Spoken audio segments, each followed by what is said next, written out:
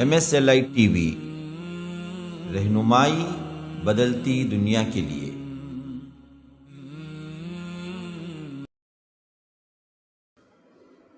السلام علیکم ورحمۃ اللہ وبرکاتہ۔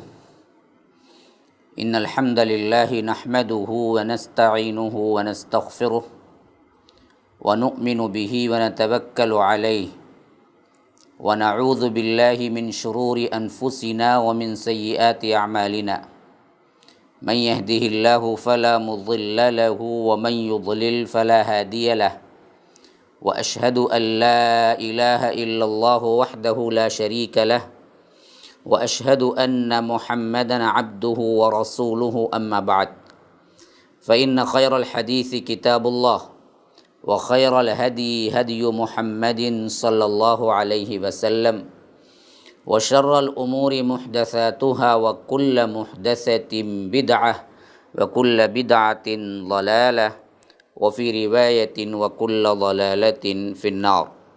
فأعوذ بالله السميع العليم من الشيطان الرجيم من همزه ونفثه ونفخه۔ يا أيها الذين آمنوا إذا لقيتم الذين كفروا زحفا فلا تولوهم الأدبار اللهم أرنا الحق حقا وارزقنا اتباعه وأرنا الباطل باطلا وارزقنا اجتنابه اللهم علمنا ما ينفعنا وانفعنا بما علمتنا وارزقنا علما رب اشرح لي صدري ويسر لي أمري واحلل عقدة من لساني يفقه قولي۔ اس اللہ کے نام سے ابتدا جس کے ناموں کی کوئی انتہا ہی نہیں۔ ولو ان ما فی الارض من شجرۃ اقلام والبحر یمدہ من بعدہ سبعۃ ابحر ما نفدت کلمات اللہ۔ اس ذات اقدس پر کروڑوں درود و سلام ہوں جو تمام جہانوں کے لیے رحمت للعالمین بن کے آئے تھے۔ اللہم صل علی محمد وعلی آل محمد کما صلیت علی ابراہیم وعلی آل ابراہیم انک حمید مجید وبارک علی محمد وعلی آل محمد کما بارکت علی ابراہیم وعلی آل ابراہیم انک حمید مجید۔ برادران اسلام، واجب الاحترام بزرگوں، دوستوں، عزیز ساتھیوں، لائق احترام ماؤں اور بہنوں، اللہ تبارک و تعالیٰ کے فضل و کرم سے دورہ ترجمہ قرآن ہفتہ واری طور پر آپ کے سامنے پیش خدمت ہے۔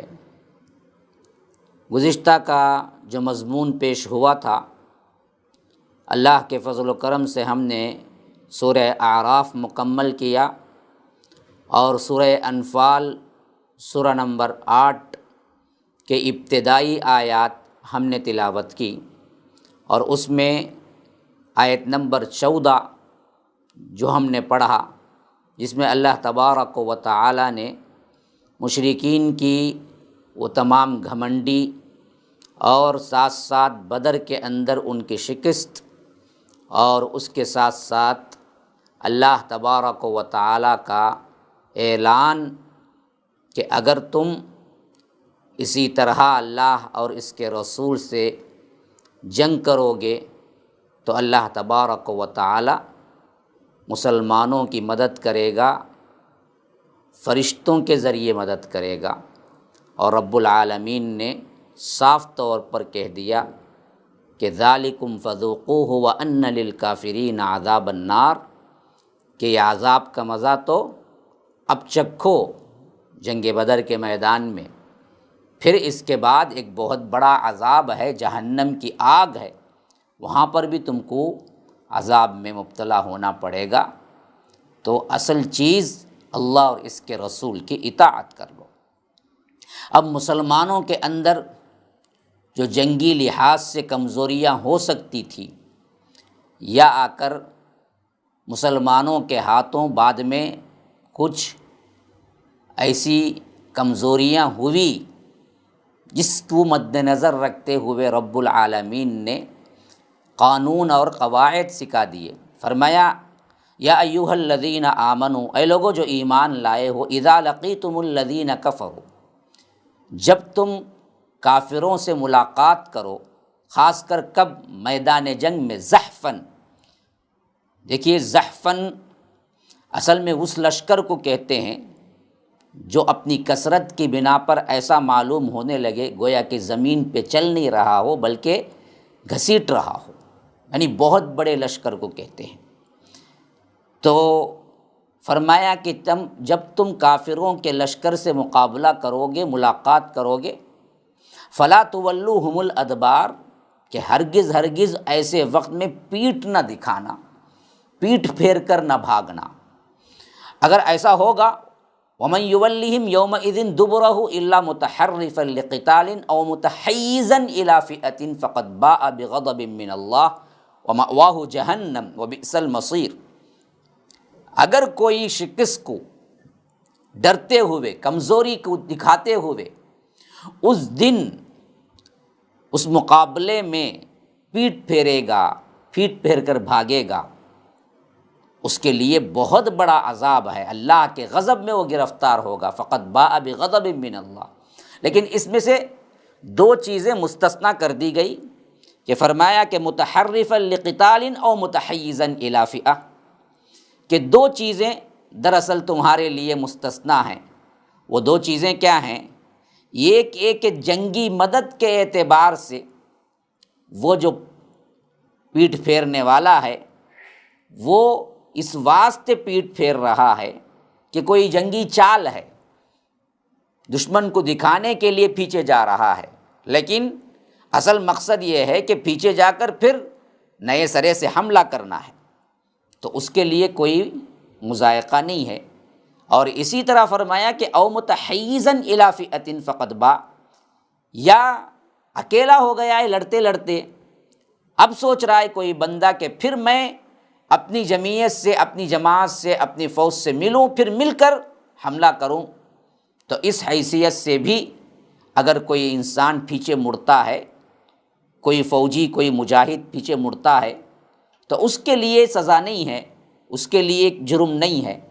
لیکن جو کمزوری دکھاتے ہوئے پیٹھ پھیر کر بھاگے گا میدان جنگ سے، اس کے لیے اللہ تبارک و تعالی فرماتا ہے کہ فقد باء بغضب من اللہ، وہ اللہ کے غضب میں گرفتار ہو گیا، وبئس المصیر، اور اس کا ٹھکانہ کیا ہے؟ جہنم بنے گا، وہ کیا ہی برا ٹھکانہ ہے۔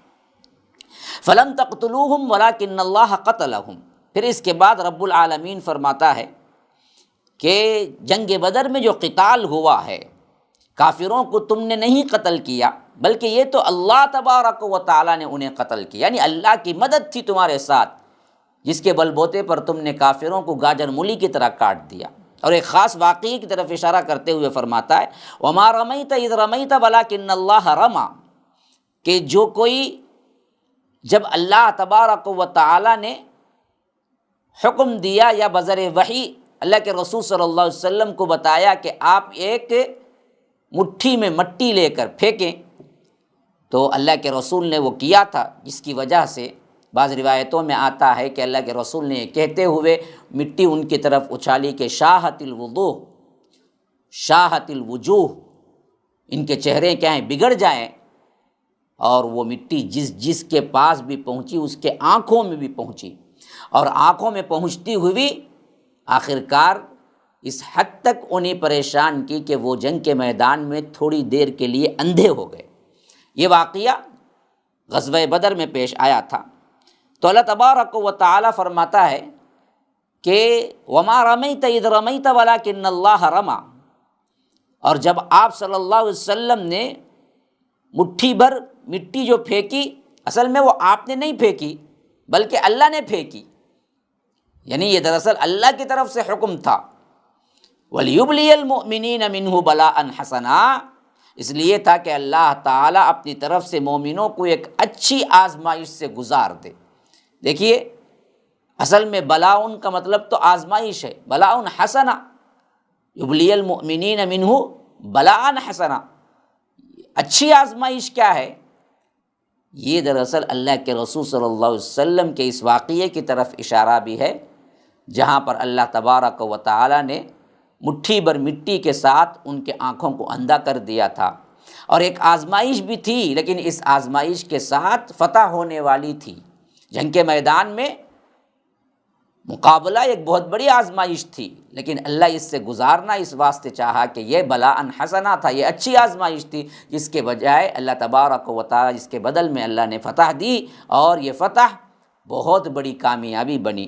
ان اللہ سمیع علیم، بے شک سننے والا اللہ تبارک و تعالی جاننے والا ہے۔ ذالکم وان اللہ موہن کید الکافرین، اسی طرح اللہ تبارک و تعالی کافروں کی مکر کو کمزور کر دینے والا ہے۔ اللہ تبارک و تعالی کس طرح تمہیں 313 ہوتے ہوئے 1000 کے مقابلے میں کھڑا کیا اور ان لوگوں کو شکست فاش دی، ایسے ہی اللہ تعالیٰ مومنوں کی مدد کرتا ہے۔ اصل معاملہ یہ ہے کہ ایمان رکھو، اسی لیے فرمایا کہ ذالکم، اسی طرح جو اوپر کا واقعہ ہوا، جیسے ایک مٹھی سے سب پوری جماعت کو اندھا کر دیا، 1000 لوگ اندھے ہو گئے، تو اللہ کہتا ہے کہ دیکھو اسی طرح ہم مدد کرتے رہیں گے۔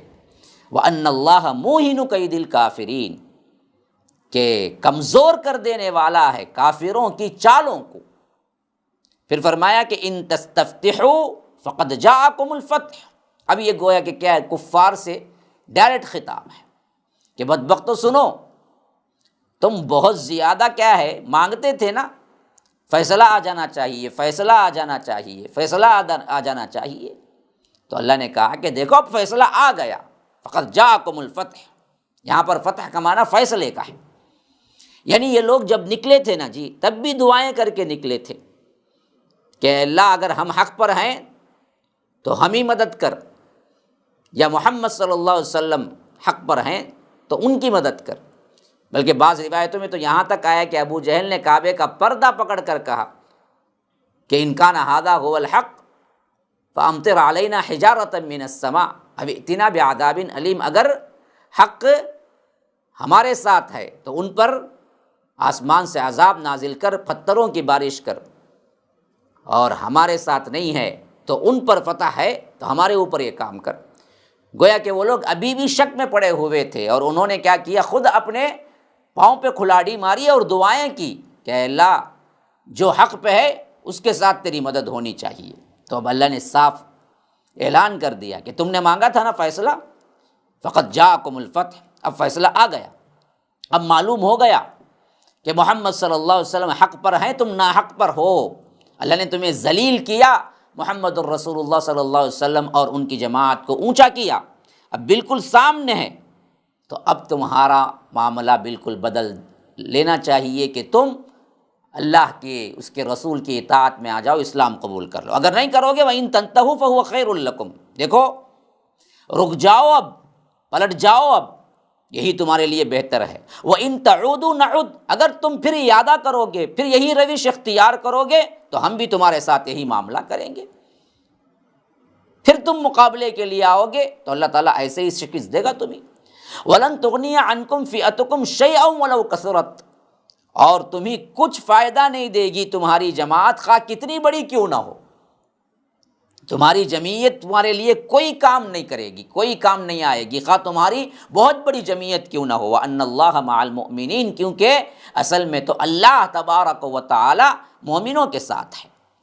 پھر ہمیں خطاب کیا گیا، صحابہ کو خطاب کیا گیا، مومنوں کو خطاب کیا گیا، اے لوگوں جو ایمان لاؤ، یا ایھا الذین آمنوا اطیعوا اللہ ورسولہ ولا تولوا عنہ وانتم تسمعون، اے لوگوں جو ایمان لائے ہو، اللہ کی اطاعت کرو اور اس کے رسول کی اطاعت کرو، اور حکم سن لینے کے بعد سرتابی نہ کرو، روگردانی نہ کرو، پیٹھ نہ پھیرو، پلٹو مت، جو سن لیا اس پر عمل کرو، اس پر اپنا تن من دھن لگاؤ۔ اللہ کے رسول صلی اللہ علیہ وسلم جو تمہیں حکم دیں، خواہ وہ تمہارے لیے کیا ہے اچھی چیز ہو یا تمہارے لیے کیا ہے برا لگ رہا ہو، جیسے بھی ہو، لیکن تم کو معلوم ہونا چاہیے کہ اللہ نے جب حکم دیا، رسول نے جب حکم دیا، وہ تمہارے لیے اچھائی ہے، اس کو قبول کرو۔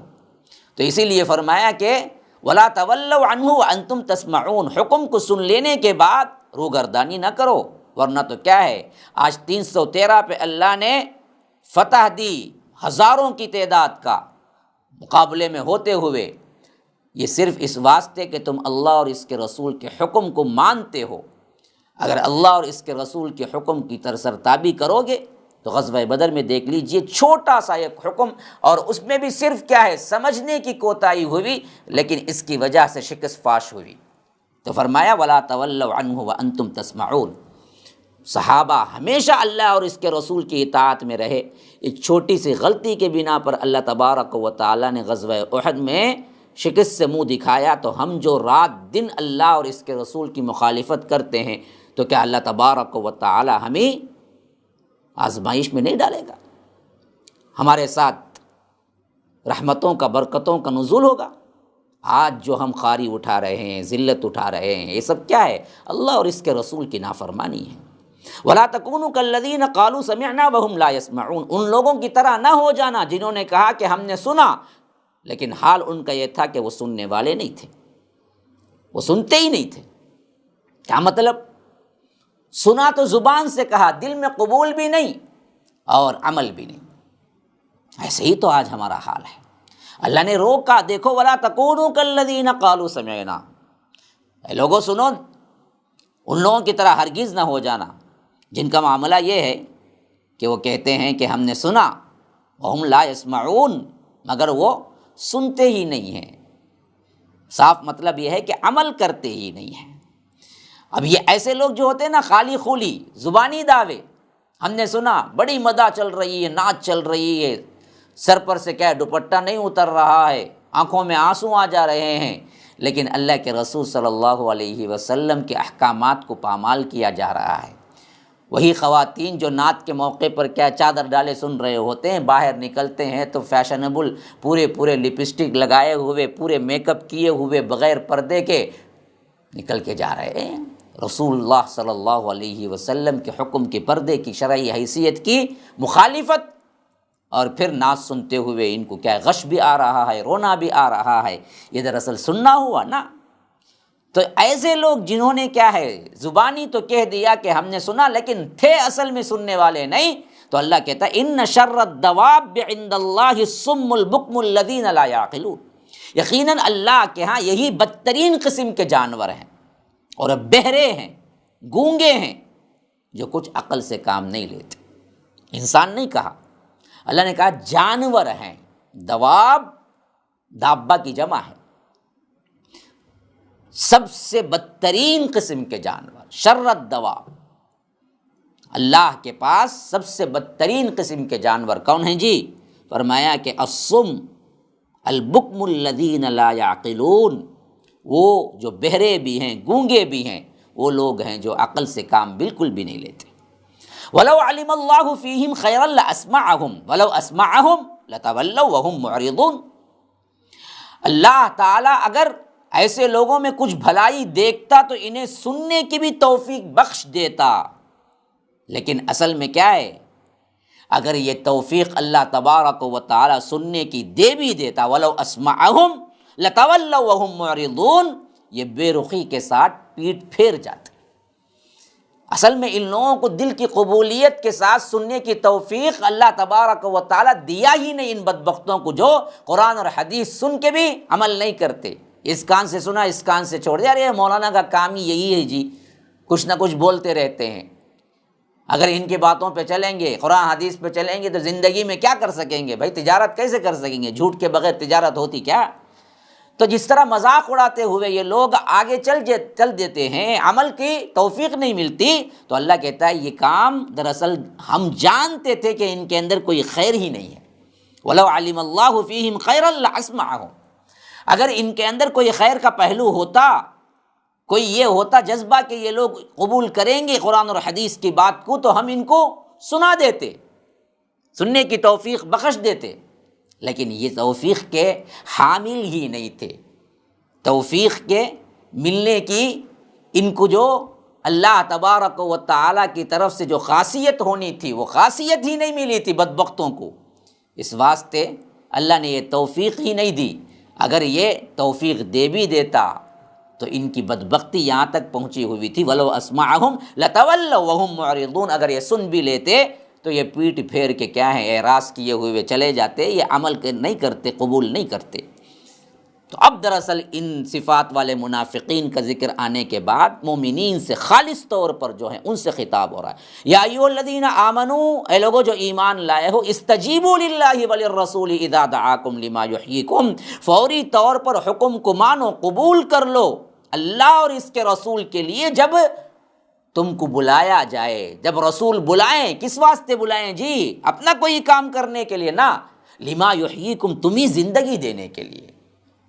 رسول جب تمہیں بلاتے ہیں تو تمہاری خیر خواہی کے لیے بلاتے ہیں، تمہاری مردہ روحوں کو زندہ کر دینے کے لیے بلاتے ہیں۔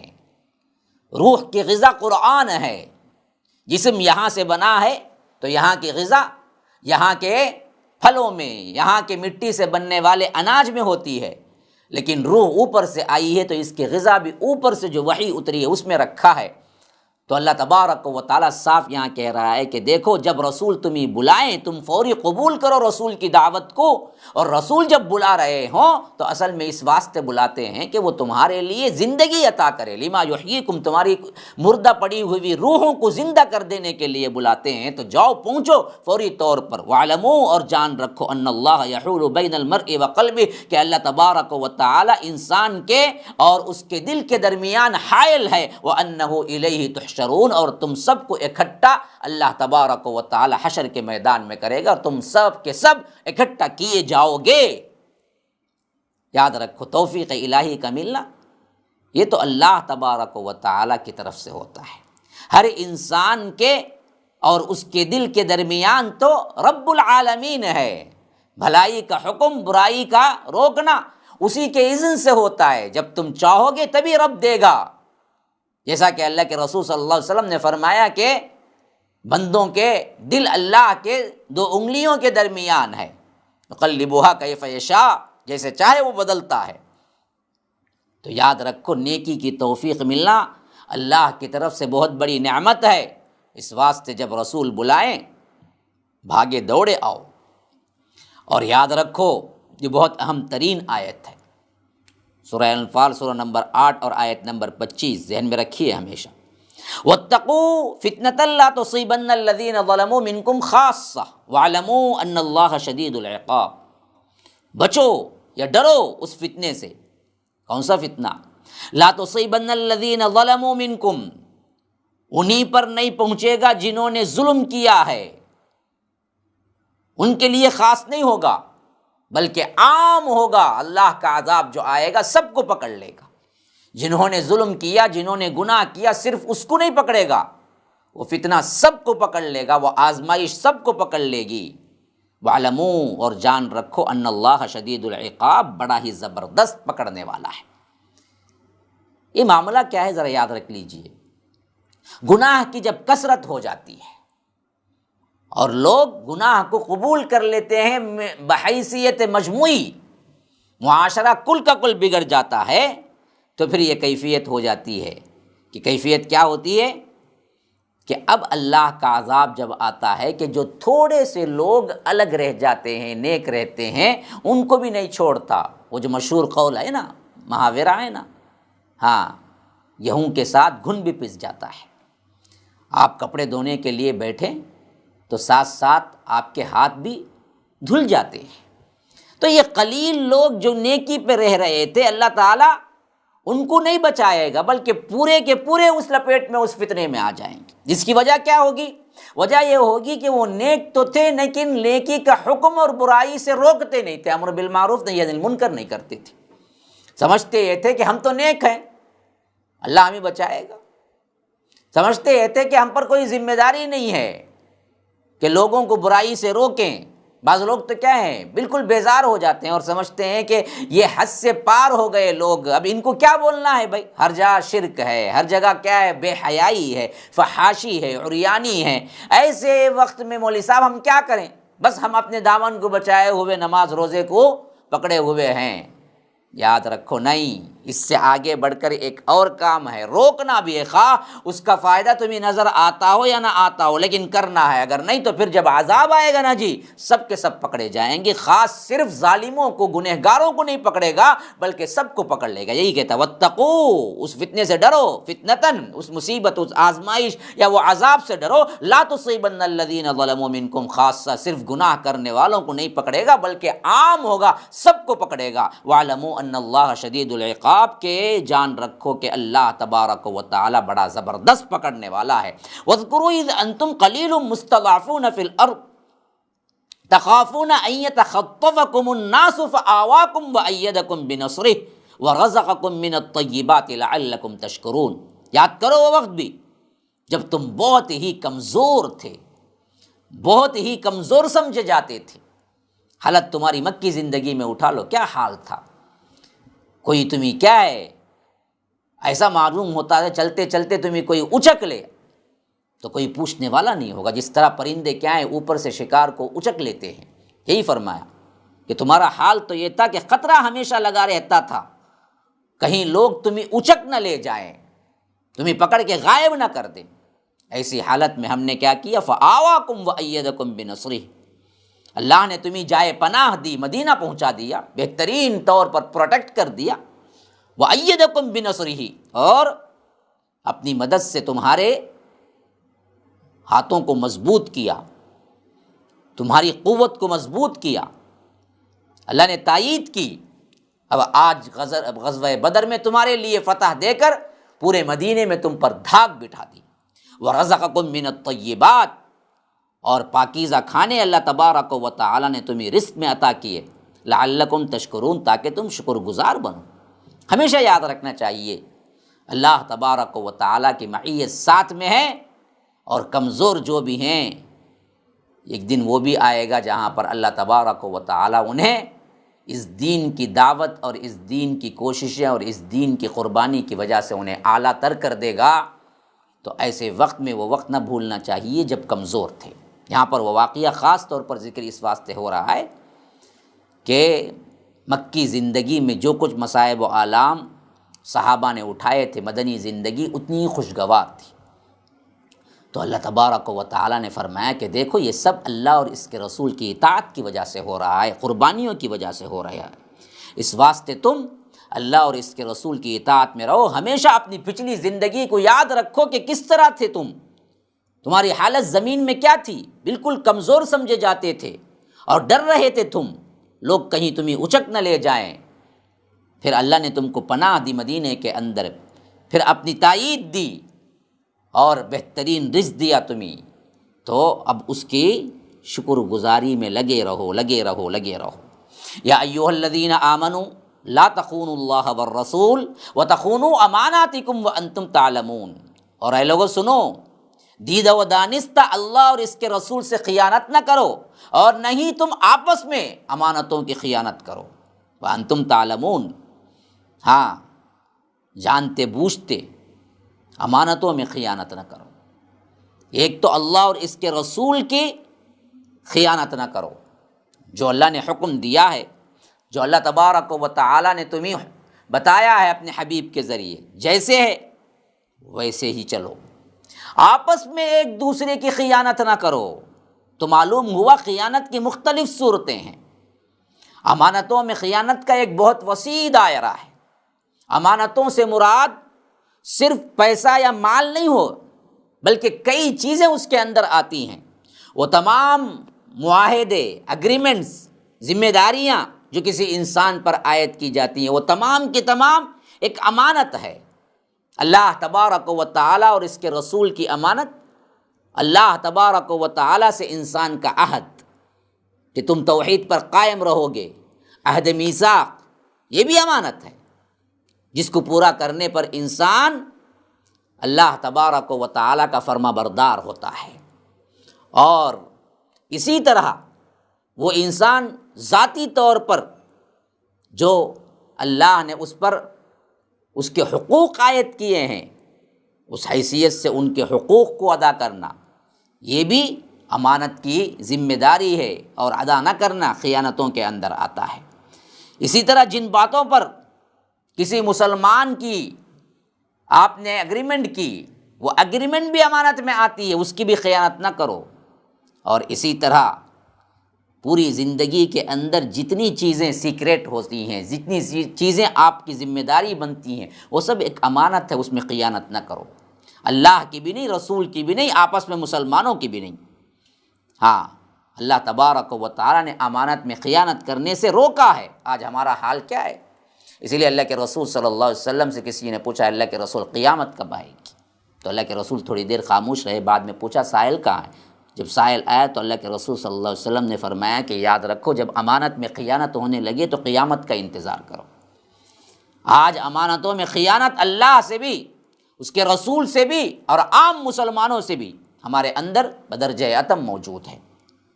اور یہ سب چیزوں کی ایک واحد وجہ کیا ہوتی ہے؟ مال کی محبت ہوتی ہے، یہ تو اولاد کی محبت ہوتی ہے۔ ان امانتوں میں خیانت کرنے کی سب سے بڑی وجہ تو اللہ تعالیٰ اگلی آیت میں فرمایا وَاعْلَمُوا، جان رکھو، انما اموالکم و اولادکم فتنہ، تمہارا مال اور تمہاری اولاد تمہارے لیے ایک بہت بڑی آزمائش ہے۔ وَأَنَّ اللَّهَ عِندَهُ أَجْرٌ عَظِيمٌ، کہ بے شک اللہ تبارک و تعالیٰ کے پاس تمہارے لیے بڑا ہی عظیم اجر ہے۔ اللہ کے ہاں اجر دینے کو بہت کچھ ہے۔ تو یہاں کے چھوٹے موٹے فائدے کے لیے تم امانتوں میں خیانت نہ کرو، اور مال و دولت کو ہمیشہ آزمائش سمجھو۔ مال و دولت کو آزمائش سمجھو گے تو کبھی اس پہ فخر نہیں کرو گے، کبھی اس پر اللہ کی نافرمانی کے ہوتے ہوئے عمل نہیں کرو گے، ڈرو گے۔ اللہ تبارک و تعالی ہمیں یہ آزمائش کے طور پہ دیا ہے، ہمیں اس کے بارے میں سوال ہوگا، تو یاد رکھیے۔ تو اس حیثیت سے ہمیشہ یاد رکھو کہ تم جو خیانت کر رہے ہو، اس خیانت کے پاداش میں کہیں اللہ تبارک و تعالیٰ کے پاس جو اجر و مقام ہے وہ تمہارے پاس سے کھو نہ جائے۔ فرمایا کہ یا ایھا الذین آمنوا، اے لوگو جو ایمان لائے ہو، ان تتقوا اللہ یجعل لکم فرقانا، دیکھو اللہ سے ڈرتے رہو، تقوی اختیار کرو، تو اللہ تبارک و تعالیٰ تمہارے لیے فرقان عطا کرے گا۔ وَيُكَفِّرْ عَنْكُمْ سَيِّئَاتِكُمْ، اور تمہارے برائیوں کو تم سے دور کرے گا۔ وَيَغْفِرْ لَكُمْ، اور تمہاری مغفرت کرے گا۔ وَاللَّهُ ذُو الْفَضْلِ الْعَظِيمِ، اللہ تبارک و تعالیٰ بڑا فضل والا ہے۔ یا رب، تقوی کے ثمرات دیکھو۔ کہا کہ خیانتیں چھوڑ دو، دنیاوی آزمائشوں کو آزمائش سمجھو، اور اولاد اور مال کو ہمیشہ آزمائش سمجھو۔ اس کے لیے اللہ تبارک و تعالیٰ سے خیانتیں یا لوگوں سے خیانتیں نہ کرو۔ اصل کرنا کیا ہے؟ وہ بات یہاں آ گئی کہ لوگوں دیکھو، اصل میں تقوی کی روش اختیار کرو، اللہ سے ڈرتے ہوئے زندگی گزارو، اللہ تبارک و تعالیٰ نے جو حکم دیا ہے اس پر چلو، تو اس میں تمہارے لیے بھلائی کیا ہے؟ فرمایا کہ فرقان اللہ عطا کرے گا تمہارے لیے۔ فرقان، فرقان کیا ہے؟ فرقان کا معنی ہے حق و باطل میں فرق کر دینے والی چیز، تمیز کر دینے والی چیز۔ تو یہ فرقان اللہ عطا کر دے گا تمہیں کہ کیا بھلا ہے تمہارے لیے، کیا برا ہے تمہارے لیے۔ زندگی گزارنے میں یہی تو سب سے اہم ترین شے ہے کہ اگر یہ کسی کو مل گئی تو پھر اس کی زندگی آسان بن گئی۔ ہاں، جھبے قبے کے لباس میں گمراہی لے کے آتا ہے، لیکن اگر تقوی کی روش اختیار کرتے ہو تو اللہ بتا دے گا کہ دیکھو نقلی مولوی ہے، یہ جعلی مولوی ہے، اس سے بچو۔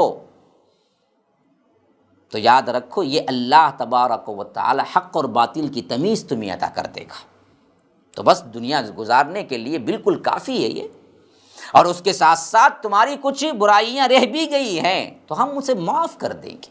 وَيُكَفِّرْ عَنْكُمْ سَيِّئَاتِكُمْ وَيَغْفِرْ لَكُمْ، اور ہم تمہاری مغفرت کر دیں گے۔ وَاللَّهُ ذُو الْفَضْلِ الْعَظِيمِ، بڑا فضل والا ہے، بہت عظیم فضل والا ہے۔ اس کے فضل سے یہی امید ہے کہ صرف تم تقوی پکڑو، تقوی کی روش کو مضبوطی سے پکڑ لو، دنیا اور آخرت میں کامیاب ہو جاؤ گے۔ پھر ایک واقعے کی طرف توجہ دلائی جا رہی ہے۔ وَإِذْ يَمْكُرُ بِكَ الَّذِينَ كَفَرُوا لِيُثْبِتُوكَ أَوْ يَقْتُلُوكَ أَوْ يُخْرِجُوكَ وَيَمْكُرُونَ وَيَمْكُرُ اللَّهُ وَاللَّهُ خَيْرُ الْمَاكِرِينَ۔ اے نبی، اس وقت کو بھی یاد کرو جب کافر آپ کے متعلق مکر کر رہے تھے، خفیہ سازشیں کر رہے تھے کہ تمہیں قید کر دیں، لِيُثْبِتُوكَ أَوْ يَقْتُلُوكَ، نعوذ باللہ آپ کو شہید کر دیں، قتل کر دیں، أَوْ يُخْرِجُوكَ جلاوطن کر دیں، وَيَمْكُرُونَ وَيَمْكُرُ اللَّهُ، یہ لوگ اپنے خفیہ تدبیروں میں لگے ہوئے تھے اور اللہ تبارک و تعالیٰ بھی اپنی تدبیر کر رہا تھا۔ واللہ خیر الماکرین، اللہ تعالیٰ سب سے بہتر خفیہ تدبیر کرنے والا ہے۔ یہ اس واقعے کی طرف اشارہ ہے جو ہجرت کے موقع پہ پیش آیا، جہاں پر ان بدبختوں نے سوچا کہ دعوت بڑھتی جا رہی ہے اور اس کا سدباب صرف یہی ہے کہ اللہ کے رسول صلی اللہ علیہ وسلم پر ہم حملہ کر دیں۔ اس کے لیے وہ جو وہاں پر ان کا پارلیمنٹ تھا اس میں لوگ جمع ہوئے پورے کے پورے، اور انسانی شکل میں شیطان بھی آ چکا تھا۔ پھر بحث و مباحثہ شروع ہوا، کسی نے کہا کہ ان کو قید کر دینا چاہیے، تو اسی لیے فرمایا کہ بدبختوں نے کیا کیا، یہ بھی ارادہ کیا، لیکن یہ شیطان جو انسان کی شکل میں بیٹھا ہوا تھا اور انسان نما جو شیطان ابو جہل تھا، دونوں نے مخالفتیں کی، نہ ہم ان کو اگر قید کر کے رکھیں گے تو جو ان کے ساتھی ہیں وہ لوگ ضرور ان کو چھڑا لے جائیں گے۔ پھر اس کے بعد انہوں نے یہ کیا کہ یقتلوک، قتل کر دیں گے، اگر تنہا کوئی قتل کرنے پہ آئے گا تو پھر بنو ہاشم کو کیا جواب دیں گے، مسئلہ بھی تھا، اور یخرجوک، جلاوطن کر دیں گے، مکے سے نکال دیں گے۔ تو ایسے وقت میں بھی شیطان نے کہا، اور انسانوں کا جو شیطان تھا ابو جہل، اس نے بھی کہا کہ اگر ان کو ایسے ہی چھوڑ دیں گے جہاں جائیں گے، اللہ نے ان کو ایسی صلاحیت دی ہے، ایسا کلام دیا ہے کہ لوگ ایک جماعت بنا لیں گے، پھر ہم پہ حملہ کریں گے، تو جلاوطن کرنا بھی نہیں ہے۔ آخرکار یہی طے ہوا کہ سب مل کے ایک بارگی حملہ کر دیں گے۔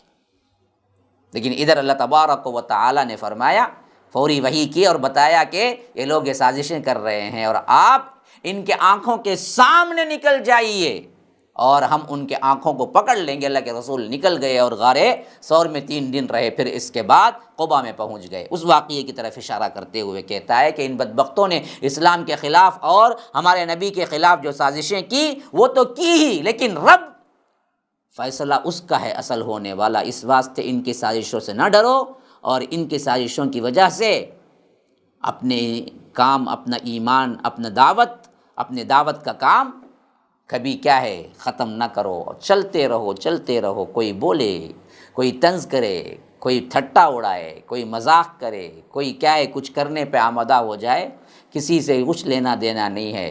ہمارا رب ہمارے ساتھ ہے، اللہ تبارک و تعالی سب سے بہترین تدبیر کرنے والا ہے۔ وَإِذَا تُتْلَى عَلَيْهِمْ آيَاتُنَا قَالُوا قَدْ سَمِعْنَا لَوْ نَشَاءُ لَقُلْنَا مِثْلَ هَذَا إِنْ هَذَا إِلَّا أَسَاطِيرُ الْأَوَّلِينَ۔ یہ بھی کفار کی ایک چال تھی کہ وہ لوگ کہتے تھے، جب ان کافروں پر ہماری آیتیں پڑھی جاتی تھی تو وہ کہتے ہم نے ایک کلام سن لیا، اگر ہم چاہیں تو ایسا ہی کلام لے آئیں گے، بنا سکتے ہیں، کون سا کیا ہے اس میں ایسا کلام ہے کہ جس کو ہم نہیں لا سکتے۔ حالانکہ یہ صرف اور صرف ان کا دعویٰ تھا، ان کو خود معلوم تھا کہ نہیں لا سکتے۔ خاص طور پر یہ اشارہ نضر بن حارث کی طرف تھا کہ یہ بدبخت یہ کہتا پھرتا تھا کہ یہ کون سا کلام ہے، اس کلام کو تو میں بھی لا سکتا ہوں، اور وہ ایران گیا، وہاں کے قصے کہانیاں گھڑ کے لے آیا، اور ادھر اللہ کے رسول صلی اللہ علیہ وسلم قرآن سناتے تو یہ ایسے لوگوں کو بلاتا جو گانے والیاں ہیں اور مجلس منعقد کرتا اور کہتا کہ تمہارے پاس بھی قصے کہانیاں ہیں، ہمارے پاس بھی کیا ہیں، دوسروں کے ایران کی قصے کہانیاں ہیں، ان میں اور ہم میں کیا فرق ہے۔ تو اللہ تبارک و تعالیٰ اسی بات کی طرف اشارہ کرتا ہے کہ جب ان کے سامنے ہماری آیتیں پڑھی جاتی ہیں تو وہ کہتے ہیں کہ قالوا قد سمعنا لو نشاء لقلنا مثل هذا، ہم نے جو سنا ہے اگر ہم چاہیں تو اسی طرح کیا ہے اور کلام بھی لے آئیں، کیونکہ یہ کیا ہے، ان ھذا الا اساطیر الاولین، یہ تو پچھلے کے جو لوگ ہیں ان کی کہانیاں ہیں، پرانے زمانے کی کہانیاں ہیں بس، اور کیا ہے، اسطورتن کی جمع ہے اساطیر۔ فرمایا کہ یہ تو کیا ہے، پرانے زمانے کے الف لیلا داستان ہے گویا کہ۔ تو اللہ تبارک و تعالیٰ فرماتا ہے ہرگز بھی نہیں ہے، اگر ایسا ہوتا تو 23 سال اللہ تبارک و تعالیٰ چیلنج دیا کہ تم اس طرح بنا کے لاؤ، اور ایک آیت نہیں بنا سکے بدبخت۔ یہ ان کی کیا ہے شیخی بھی کارنا تھی، ورنہ تو ان کے بس کی بات نہیں تھی، یہ لوگ مان چکے تھے۔ اور فرمایا کہ وَإِذْ قَالُوا اللَّهُمَّ إِنْ كَانَ هَذَا هُوَ الْحَقَّ مِنْ عِنْدِكَ فَأَمْطِرْ عَلَيْنَا حِجَارَةً مِنَ السَّمَاءِ أَوْ ائْتِنَا بِعَذَابٍ أَلِيمٍ۔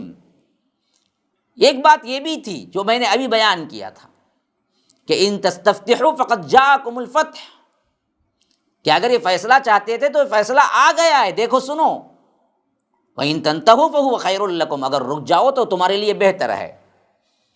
تو اس وقت دراصل ان لوگوں نے دعا بھی کی کہ اگر جو حق پر ہے تو اے اللہ وہ واضح کر دے۔ تو اسی بات کو اللہ تبارک و تعالی یہاں ذکر کرتے ہوئے کہتا ہے کہ وہ وقت بھی یاد کرو مشرکین مکہ جب کافروں نے کہا تھا ان کان ھذا ھو الحق، اللہ کے رسول صلی اللہ علیہ وسلم جو کہہ رہے ہیں وہ حق ہے کہ فامطر علینا حجارۃ من السماء، تو ہم پر آسمان سے پتھروں کی بارش برسا، او ائتنا بعذاب علیم، یا ہم پر دردناک عذاب لے آ۔ تو اس کا ایک جواب تو وہ ہے جو وہاں پر فرما دیا گیا، تم نے خود مانگا تھا۔ تو بدر میں اللہ نے بتا دیا کہ دیکھو یہ بہت بڑا عذاب کا صرف یہی تصور نہیں کہ آسمان سے اترے، عذاب کا یہ تصور بھی ہے کہ اللہ نے تمہیں کیسے ذلیل کیا بدر کے میدان میں اور کیسے شکست دی، یہ بھی ہمارا ہی عذاب تھا۔ دوسرا جواب ایک ہے، وہ جواب اگلی آیت میں آ رہا ہے، وَمَا كَانَ اللَّهُ لِيُعَذِّبَهُمْ وَأَنْتَ فِيهِمْ وَمَا كَانَ اللَّهُ مُعَذِّبَهُمْ وَهُمْ يَسْتَغْفِرُونَ۔ عذاب کیوں نہیں آیا اس وقت جب تم مکی دور میں چیخ چیخ کے پوچھ رہے تھے؟ تو وجہ اس کی یہ تھی کہ اللہ تبارک و تعالیٰ اس کا یہ کام نہیں ہے، اللہ تبارک و تعالیٰ نے یہ مناسب نہیں سمجھا، یعنی اللہ تبارک و تعالیٰ انہیں عذاب دے اس حالت میں جب اللہ کے رسول صلی اللہ علیہ وسلم آپ کی ذات ان کے درمیان موجود ہو۔ اللہ کا یہ کام نہیں ہے۔ رسول جب تک قوم میں موجود ہوتا ہے، رسول کی موجودگی میں اللہ عذاب نہیں دیتا اس قوم کو، یہ رسول کی ذات کی برکت ہے۔ تو اسی واسطے تم نے مکی زندگی میں مانگا، اللہ تبارک و تعالیٰ نے تم پر عذاب نہیں اتارا۔ لیکن بدر کے میدان میں جب رسول کو ہم مدینہ بلا چکے تھے، یہاں پر تمہیں عذاب چکانا تھا، ہم نے بدر کے میدان میں تمہیں شکست فاش دی۔ اور دوسری بات یہ بھی ہے کہ عذاب کیوں نہیں آیا، وَمَا كَانَ اللَّهُ مُعَذِّبَهُمْ وَهُمْ يَسْتَغْفِرُونَ، اور یہ بھی مناسب نہ تھا کہ اللہ ایسے لوگوں کو عذاب دے جو استغفار کرتے ہو، یعنی وہاں پر مسلمانوں کی جماعت تھی، صحابہ تھے جو استغفار کر رہے تھے، جو راتوں کو اٹھ اٹھ کے تہجد پڑھ رہے تھے، رو رہے تھے، تو ایسے وقت میں اللہ تبارک و تعالیٰ کیسے عذاب اتار دیتا؟ کہ بعض روایتیں ہیں کہ کچھ اچھے لوگ موجود تھے مشرکین مکہ کے اندر جو ڈرتے تھے، روتے تھے، استغفار کرتے تھے۔ تو معلوم ہوا کہ استغفار ایک بہت بڑی نعمت ہے اللہ کے رسول کی ذات کے اعتبار سے، جیسے اللہ کا عذاب روک دیا جاتا ہے کہ رسول کی ذات موجود ہے، اتنی ہی بڑی نعمت استغفار بھی ہے کہ اللہ عذاب اس قوم کو نہیں دیتا جس قوم کے اندر استغفار کرنے والے موجود ہوں۔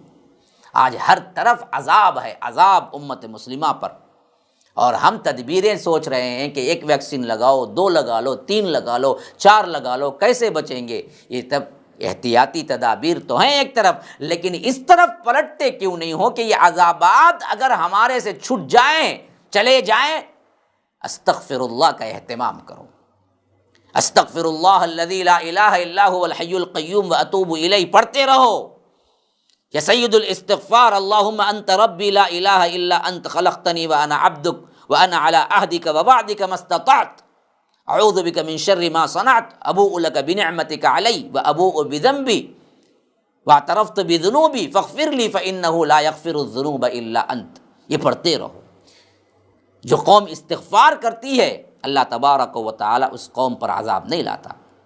پھر فرمایا کہ وما لهم الا يعذبهم الله وهم يصدون عن المسجد الحرام وما كانوا اولیاءه ان اولیاؤه الا المتقون ولكن اکثرهم لا يعلمون۔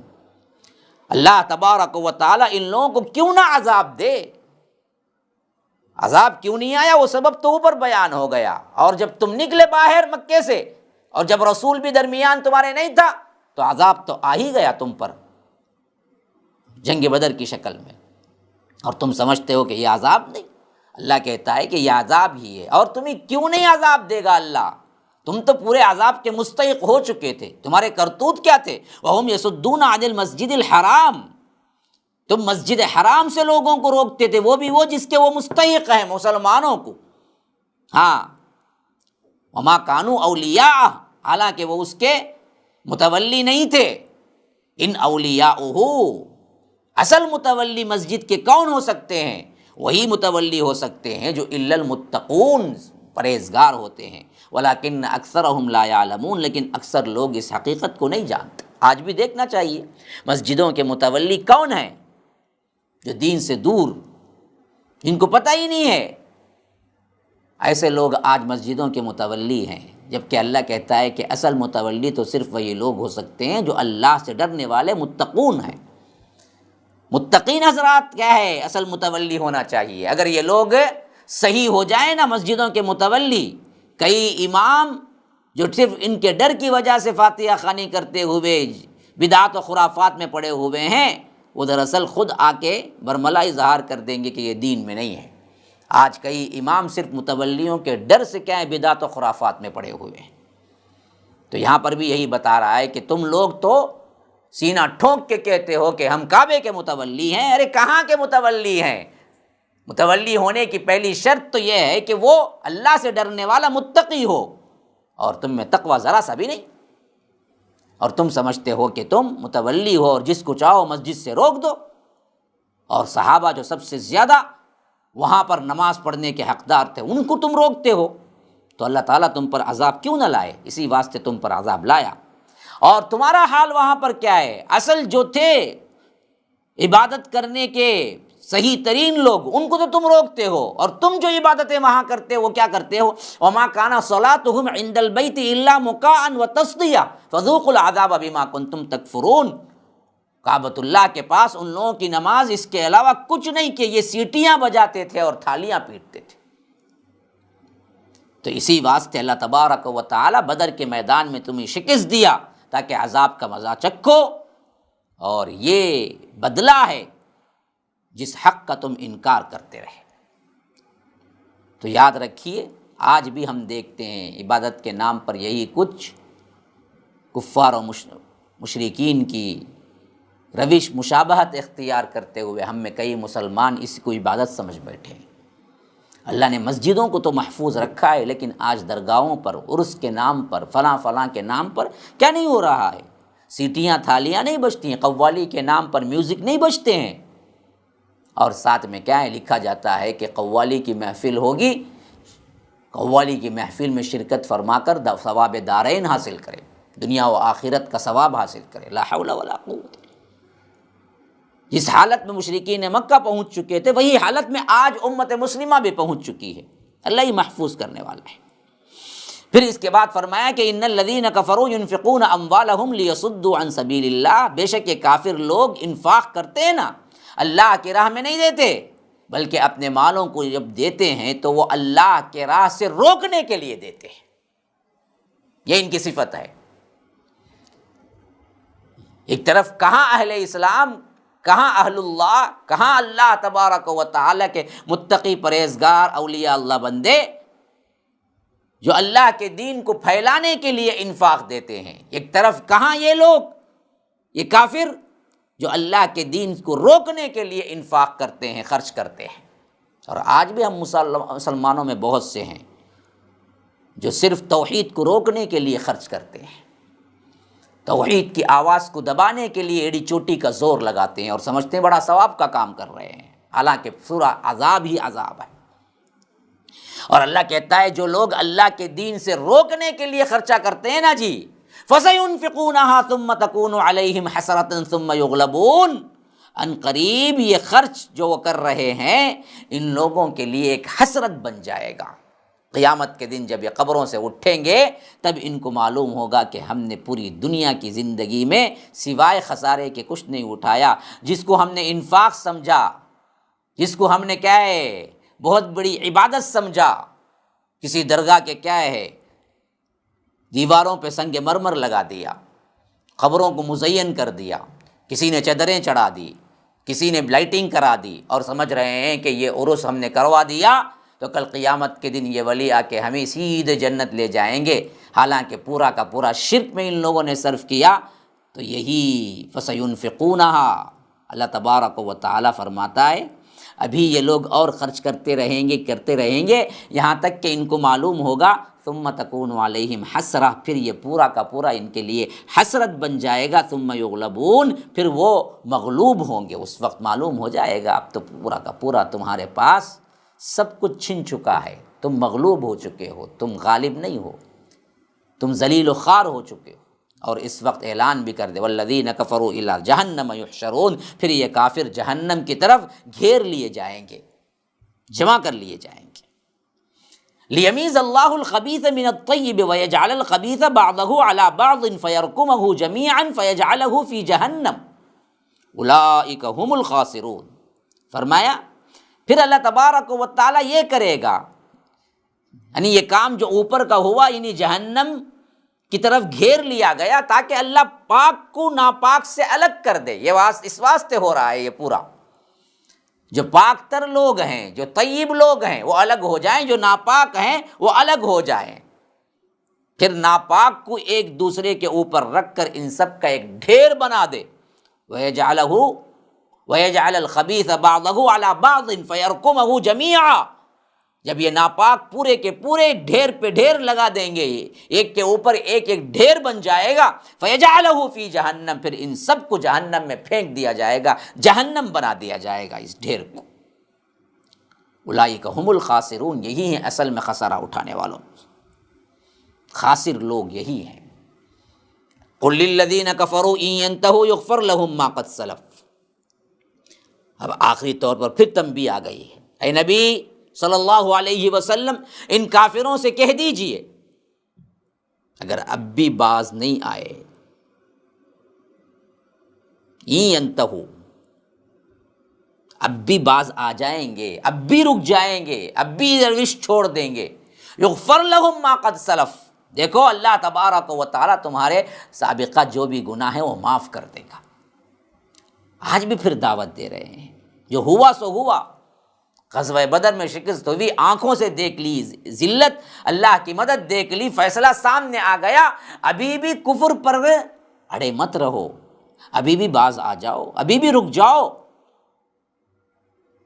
توبہ کر لو، شاید اللہ کو رحم آ جائے اور تمہارے گناہ معاف کر دیے جائے۔ یغفر لہم ما قد سلف، جو کچھ تم نے پہلے کیا ان سب کو اللہ بخش دے، معاف کر دے۔ وَإِن يَعُودُوا، لیکن تم وہی روش اختیار کرو گے، وہی کفر پہ ڈٹے رہو گے، وہی اللہ اور اس کے رسول کی مخالفت کرتے رہو گے، فقد مضت سنت الاولین، پھر تو جو قوموں پر سنت الہی پچھلی قوموں پر نافذ ہوئی وہی تم پر بھی نافذ ہو کر رہے گی۔ یعنی جو عذابات پچھلی قوموں پہ اللہ تبارک و تعالیٰ نے دیا، قوم عاد کو، قوم سمود کو، قوم صالح کو کس طرح اللہ تبارک و تعالیٰ نے اس دنیا سے مٹا دیا، یہی عذابات تم پر بھی آئیں گے اور مٹا دیے جاؤ گے تم۔ یہ گویا کہ آخری انتہا تھی کفار کو، جس کے بعد صحابہ کو اشارہ دیا جا رہا ہے، صاف طور پر اعلان کیا جائے وقاتلوہم، تو ان لوگوں سے قتال کرو۔ جب یہ اس تنبیہ کے بعد بھی یہ لوگ ایمان نہ لائیں تو ان پر قتال کرو، حتی لا تکون فتنہ، یہاں تک کہ شرک باقی نہ رہے، فتنہ باقی ہی نہ رہے، وَيَكُونَ الدِّينُ كُلُّهُ لِلَّهِ، کل کا کل دین صرف اللہ کے لیے ہو جائے۔ فَإِنِ انْتَهَوْا، پھر اگر یہ رک جائیں، فَإِنَّ اللَّهَ بِمَا يَعْمَلُونَ بَصِيرٌ، کہ اللہ تبارک و تعالی خوب جانتا ہے، دیکھ بھی رہا ہے۔ اگر یہ باز آ جائیں گے تو یہ جو کچھ کریں گے اللہ اس سے خوب واقف ہے، تبھی بھی اللہ تبارک و تعالی ان پر رحم کرے گا۔ لیکن ان کو تنبیہ کرنے کے بعد، آخری وارننگ دینے کے بعد، اب دراصل کیا نہیں کرنا ہے، ان کے آپ پہ نہیں چھوڑنا ہے، بلکہ اب تم کو آگے بڑھ کر قتال کرنا ہے ان کے ساتھ، تاکہ توحید کا نفاذ ہو جائے، شرک اس دنیا سے مٹ جائے۔ وَإِن تَوَلَّوْا، اگر یہ وہ نہ مانے، روگردانی کریں، فَاعْلَمُوا أَنَّ اللَّهَ مَوْلَاكُمْ، فرمایا کہ جان رکھو کہ بے شک اللہ ہی تمہارا مولا ہے، تمہارا سرپرست ہے، تمہارا دوست ہے، تمہارا ولی ہے، کوئی دوسرا نہیں ہے۔ اور یہ مولا ہونا، یہ ولی ہونا، دوست ہونا، سرپرست ہونا کتنا بہترین ہے، خود بتا رہا ہے، نعم المولا و نعم النصیر، بہت ہی اچھا سرپرست، بہت ہی بہترین مددگار، اس سے بڑھ کر کوئی اور مددگار چاہیے تمہیں؟ اس سے بڑھ کر کوئی اور سرپرست اور وکیل چاہیے تمہیں؟ رب تمہارا مولا ہو جائے گا تو بس کائنات میں تو اسی کا چلتا ہے نا جی۔ جب رب تمہارا سرپرست ہے تو تمہیں کس بات کی فکر کرنی چاہیے؟ تو اسی لیے فرمایا کہ نعم المولا و نعم النصیر، کہ کیا ہی بہترین مولا ہے، کیا ہی بہترین مددگار ہے۔ ھذا وباللہ التوفیق، صلی اللہ وسلم علی نبینا محمد۔ اسأل اللہ لی ولکم ولسائر المسلمین من کل ذنب فاستغفروہ انہ هو الغفور الرحیم۔ والسلام علیکم ورحمۃ اللہ وبرکاتہ۔